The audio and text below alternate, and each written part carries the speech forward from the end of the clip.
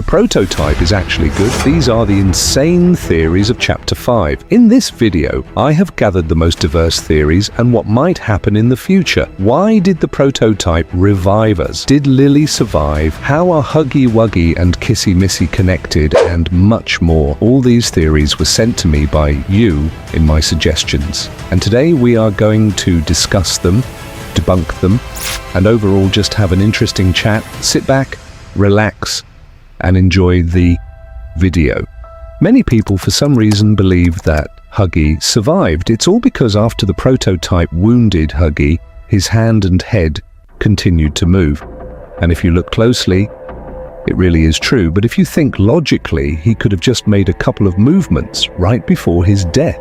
They occur because the brain and nervous system stop controlling the body normally, which is most likely what we see here. I mean, how could he possibly stay alive after that? Yes, many will tell me that Huggy previously survived a fall from a massive height and lived, but this is a slightly different case, so in my opinion, Huggy along with Kissy Missy are dead. But there is another detail here that could completely change the whole plot in the future. Let's look at the facts. Although Huggy Wuggy and Kissy Missy are officially considered dead at the time of Chapter 5, we literally have something lying on the floor just a few steps away at this abandoned station. Remember what? Exactly, Poppy gel, that same mysterious gel, thanks to which our main character literally rose from the dead after receiving a terrible, piercing wound. And that is why in the further development of the game we can theoretically imagine how, thanks to this substance, Huggy and Kissy will come to life again. Under what exact circumstances this might happen? Here, of course, one can guess and build hypotheses for a very long time. But one of the strongest guesses, for some reason, tells me that Cham Chomkins might directly assist in this process. This is the brand new massive toy from the same collection as the original Huggy toys. It is Cham Chomkins who could secretly come to the place of their death and dip their mutilated bodies into this poppy gel.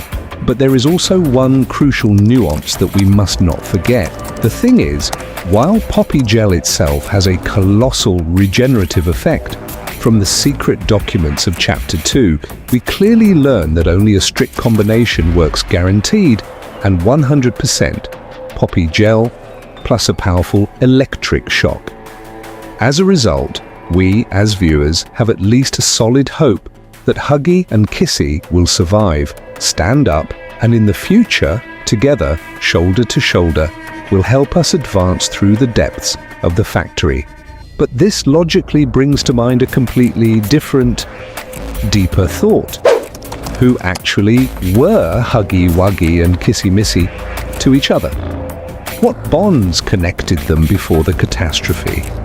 There is a very popular assumption among fans, perhaps Kissy and Huggy were originally biological brother and sister. Later they began working at the Playtime Company factory, but they were ruthlessly separated right after the hour of joy occurred.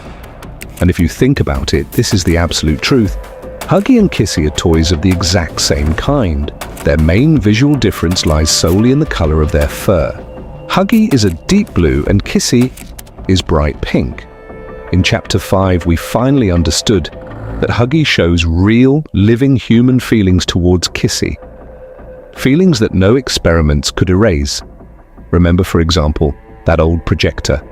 When Kissy's image appeared on the screen, Huggy would freeze and stare at her intently, without looking away.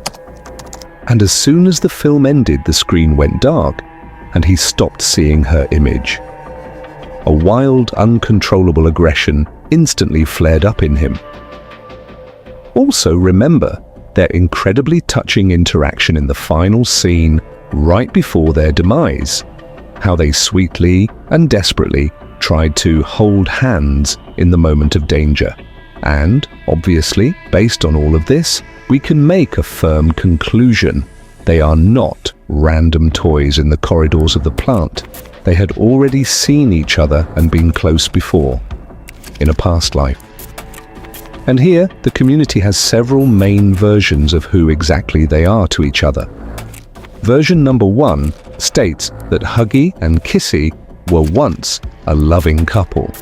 Before they were turned into monsters while still ordinary people, they were together, loved each other, and lived, probably, absolutely happily. But honestly, this theory is practically not supported by hard game facts.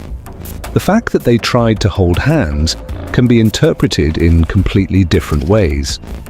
And the version about the brother and sister sounds much more plausible to me. In this case, they were originally children at this factory, orphans, whom the scientists later turned into terrible experimental subjects. But there are even more interesting and chilling details. What if they are not just brother and sister, but actual twins? This biological factor can easily explain their almost 100% identical appearance and habits. Most likely, they were twins who calmly lived their childhood lives, and then the factory management turned them into a single experiment in the form of mirror toys. Why? To test how the male and female sexes would behave while having the exact same source, DNA. And already after the bloody hour of joy, they lost each other, separated, and for a long time wandered through different sectors of the plant. And in Chapter 5, we unfortunately saw their last, most sweet and at the same time tragic meeting. But there is another highly similar character on the factory from their shared collection, whom we already mentioned, and that is Cham Chomkins. And regarding him, the subscribers came up with a very unusual theory. Perhaps Cham initially, even before his terrible transformation, was an autistic child. Let's break this down in detail. In Chapter 5, we met this new character in person for the first time, and during our entire first meeting, Cham behaved as shyly, quietly, and absolutely silently as possible. Furthermore, if you carefully study the hidden materials, we can find him on a secret tape from the Deep Laboratory, the very one where the child toys were harshly brainwashed and mentally broken. There, in the archival footage, he can be seen together with Huggy Wuggy and Kissy Missy, standing in a group of 3 and hugging each other tightly. Right now in the plot, he acts as Giblet's partner and a direct assistant to the prototype himself. And the theory that he suffers from autism has very serious grounds. It is based on several ironclad facts. Throughout absolutely the entire gameplay, Cham practically does not speak, he has no lines. And if the player asks him questions or requests him to do something, he responds only with basic gestures, short nods of the head, and things like that. This is exactly how people with autism spectrum disorder sometimes behave in real life. They can go a very long time without starting to speak, or basically barely use human speech for communication. Instead, they communicate with clear gestures, point fingers at objects of interest, or simply lead an adult by the hand to what they want to get. Also, besides this, remember the moment when he saves us from the deadly attack of the prototype by quickly putting the player inside his belly. Right after that, he behaved extremely shyly and timidly. This directly points to his very quiet, closed character, which is also colossally typical for people with such a mental condition. In addition, if you approach his cardboard figure in the game and activate it, the only thing we will hear is a broken, repeating word, ma, ma, ma, pronounced with a completely different, creepy intonation. While all the other talking cardboard toys at the factory speak absolutely normally, build coherent sentences and deliver clear phrases, and this behavior of Cham can directly indicate a severe developmental delay. Personally, I think this theory looks quite plausible and logical. He behaved as detached as possible in the game anyway. Most likely, before becoming a huge toy, he really was a small child with this disorder in the care of the factory. And finally, in the game files, there is official information that Cham is a high-class chemist, and this means that he can be incredibly smart, which, by the way, also perfectly confirms the theory about autism, since children with savant syndrome or similar disorders often possess genius intelligence in some specific sciences. But to be fair, there is an alternative theory which states that Cham is not autistic at all, but was actually just a mute orphan before the experiment. This version is supported only by the fact that he actively uses international sign language. For example, right after he gently releases the player from his belly, he clearly shows the word problem in pure sign language. And our next theory makes us look completely differently at the main antagonist of the entire franchise. One of the subscribers wrote to me, "Grimm, I have an insane theory that the prototype actually never wanted to kill our main character." Let's think about it. The prototype, also known as Experiment 1006, whom we were finally fully shown in Chapter 5, if the prototype really wanted us dead, he could have easily set a trap a very long time ago. Remember the key moment in Chapter 5 where he suddenly appears? From all his actions, it is clearly visible that he didn't make a single attempt to attack us. And even when he pierces our body through with his blade, he does a strange thing. He gently dips us into the poppy gel, specially so that we would not die from blood loss. He is not actually as bad as he is painted. Why does he leave us alive? Why does he need this human? In Chapter 3, we can stumble upon a secret videotape of the prototype himself. We learn that the prototype is insanely interested specifically in humans, their biology, and their thinking. Ordinary living toys are completely uninteresting to him. They are just expendable material. But a surviving human is an absolutely unique, priceless creature for his research. He takes pleasure in observing how we solve puzzles and fight for life. Therefore, he just tracks our every step. What if the prototype actually initially pursued a noble goal, to protect all living experiments from cruel scientists of the Playtime Co? But his plans were harshly disrupted by Poppy when she invited our player to the abandoned factory. Maybe the Poppy doll herself is actually far from being as kind as she wants to seem. Because as we recently learned from hidden files, the prototype and Poppy have a direct connection. They are biological brother and sister, and all this time the prototype was trying exactly to protect her from external threats. But then a dark question arises. If the prototype is such a noble protector, then why does he take the body parts of other fallen toys for himself with such cruelty? One of the fans writes, Oliver is actually the biological son of the company's founder, Elliot Ludwig. Back in the day, Elliot desperately wanted to resurrect his deceased little daughter, who eventually became the Poppy doll. For his first horrific experiments, he used his own son, Oliver. As a result, Oliver became the very first successful experiment, the prototype. But the cruel father simply threw him into the waste disposer like useless trash as soon as he was able to successfully resurrect Poppy. And for long 10 years, Oliver, being locked in the dungeons, literally reassembled himself piece by piece from metal scraps just to prove to his father that he turned out much better and more perfect than his sister. As for me, this theory sounds absolutely fascinating.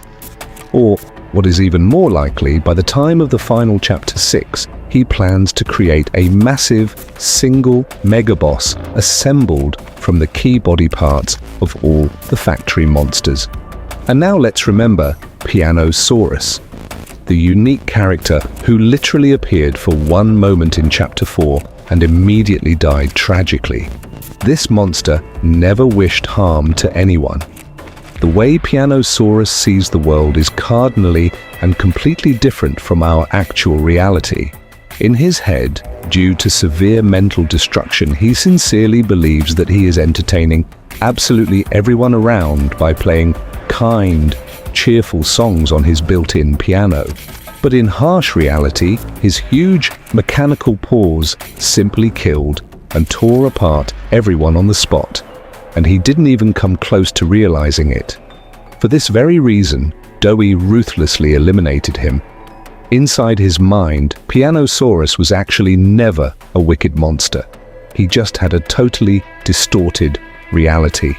And what if our main character is actually also long gone from being human? Our character easily survives falls from a colossal height, never sits down to rest, eats nothing, and drinks nothing. He functions like an unkillable Terminator. Based on all this strange anatomy, some analysts seriously think that the main character is also one of the classified experiments of Playtime Company. Personally, I think that the player is still an ordinary person, and the fact that he does not eat or sleep is just a standard game convention so as not to break the dynamics. But if, in further chapters, it officially turns out that we are actually an experiment, I will be in real shock. And finally, what exactly can happen in the long-awaited Chapter 6? There is a strong assumption that Chapter 6 will become the absolute finale of this story, and we will finally be able to get out of this cursed underground factory. In Chapter 6, a full-fledged interaction of the player with Harley Sawyer should occur, more precisely, with his surviving backup copy of artificial intelligence. I think that for the fact that we find him and fix him, he will help us resist the prototype, but wild plot twists can easily happen here. For example, a sudden betrayal at the very last moment by that same Harley Sawyer. But I sincerely hope that the final ending of the game will be good and fair. Be sure to write all your thoughts about all these theories in the comments under the video. Mosaic helped me with gathering information for this video, for which a special thanks to him. And a huge thank you to you, dear viewer, for watching this experimental video to the very end. After all, I am your experiment. Subscribe to the channel. Grimm was with you. See you in new videos.